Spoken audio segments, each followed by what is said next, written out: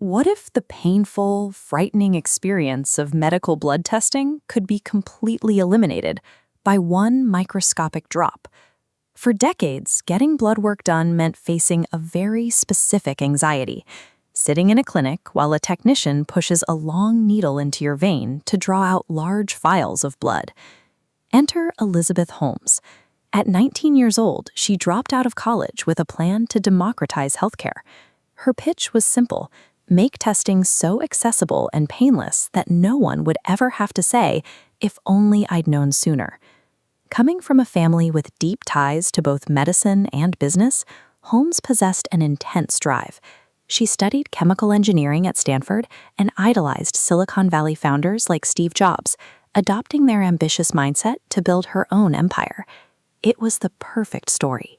The idea of using tech innovation to save lives and remove the fear from healthcare was an irresistible hook that Silicon Valley investors were desperate to believe. Holmes used that golden pitch to assemble a board of directors filled with powerful political heavyweights. But there was a glaring anomaly. The list provided massive credibility, yet almost no one on it had any medical or biotechnology expertise needed to verify her claims. Relying on that borrowed credibility, high-profile billionaires poured hundreds of millions of dollars into the company, skyrocketing Theranos to a $9 billion valuation.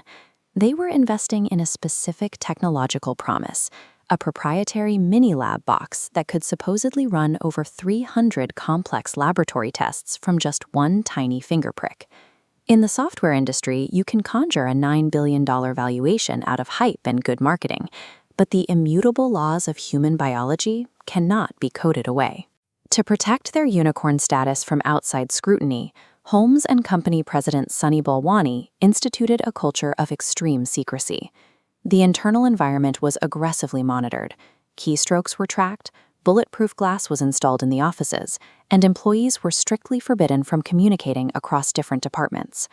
Theranos engineers faced grueling, around-the-clock work schedules.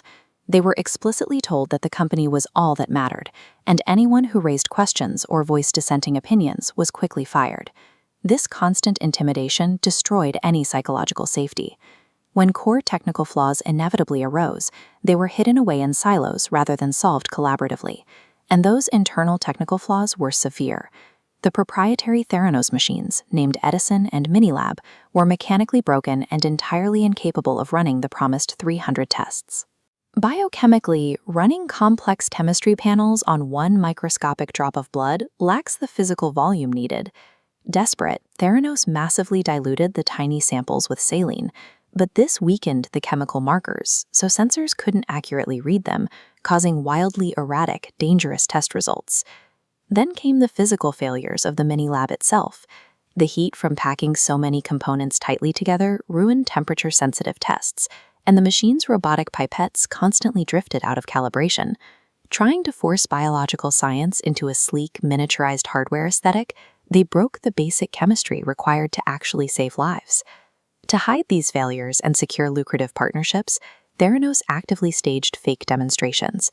During a pivotal meeting with Novartis in Switzerland, the proprietary machines secretly broke down entirely, so they relied on digital deception.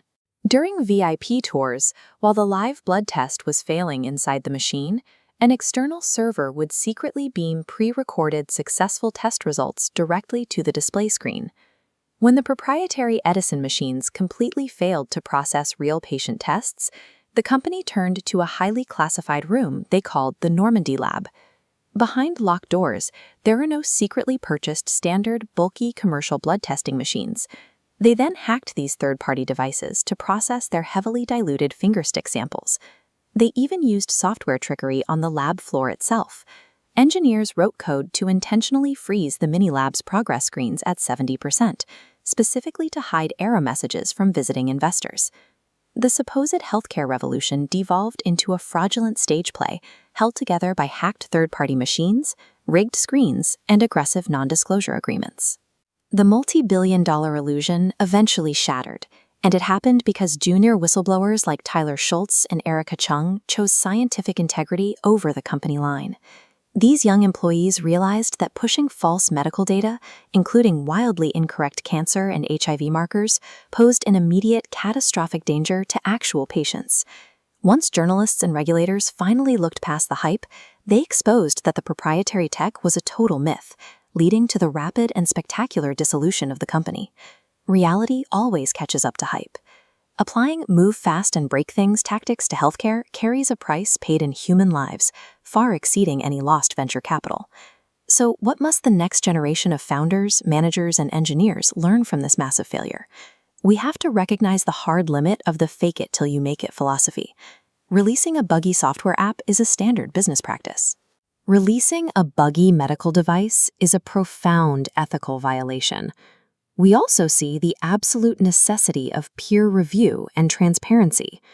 True scientific innovation invites rigorous external scrutiny. It doesn't hide behind corporate paranoia and a wall of trade secrets.